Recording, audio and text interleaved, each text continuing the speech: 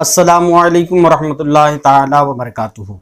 ایک سوال یہ آیا ہے کہ کیا بچے کی پیدائش کے بعد پورا گھر ناپاک ہو جاتا ہے، اور جب تک 40 دن نہیں ہوگا کیا اس گھر میں فاتحہ نہیں کرا سکتے ہیں یا میلاد نہیں کرا سکتے ہیں؟ اس تعلق سے ایک سوال آیا ہے۔ یاد رکھیے، بچے کے پیدائش کے بعد یہ سمجھنا کہ پورا گھر ناپاک ہو گیا، یہ ایک غلط فہمی ہے اور کم علمی ہے۔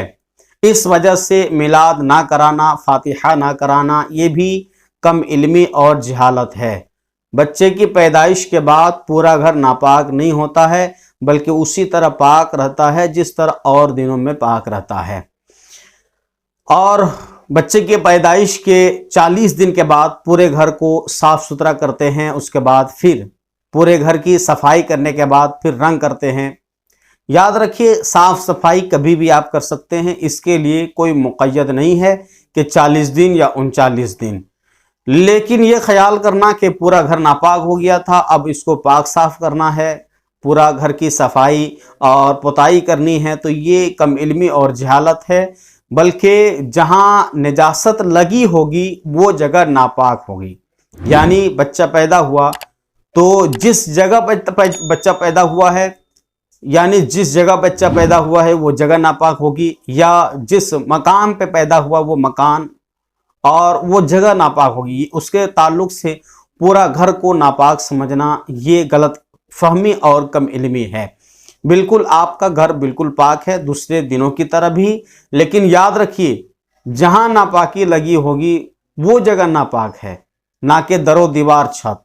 لوگ در و دیوار کی پتائی کرتے ہیں، چھت کی پتائی کرتے ہیں، پورے گھر کی صاف صفائی پتائی کرتے ہیں 40 دن کے بعد، اور سمجھتے ہیں کہ جب تک 40 دن نہیں گزرا یہ گھر ناپاک ہے۔ ایسا خیال کرنا بالکل کم علمی اور جہالت ہے۔ گھر پاک ہی ہے آپ کا، جس جگہ بچہ پیدا ہوا ہے وہ جگہ ناپاک ہے، اور وہ بستر ناپاک ہے۔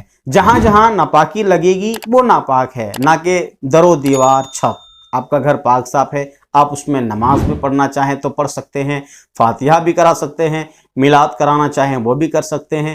جس طرح ایک پاک صاف گھر میں جو کام کیا جاتا ہے، جس کام کو کرنا جائز ہوگا، ویسے ہی آپ کے گھر کا بھی حکم ہے۔ یہ خیال کرنا کہ بچے کی پیدائش کے بعد پورا گھر ناپاک رہتا ہے 40 دن تک، یہ کم علمی اور جہالت ہے۔ شریعت اسلامیہ میں کہیں بھی ایسا نہیں ہے کہ بچے کی پیدائش کے بعد پورا گھر ناپاک ہو جاتا ہو۔ یاد رکھیے، آپ کا گھر پاک ہی رہتا ہے، لیکن جس جگہ ناپاکی لگے گی وہ جگہ ناپاک رہے گی۔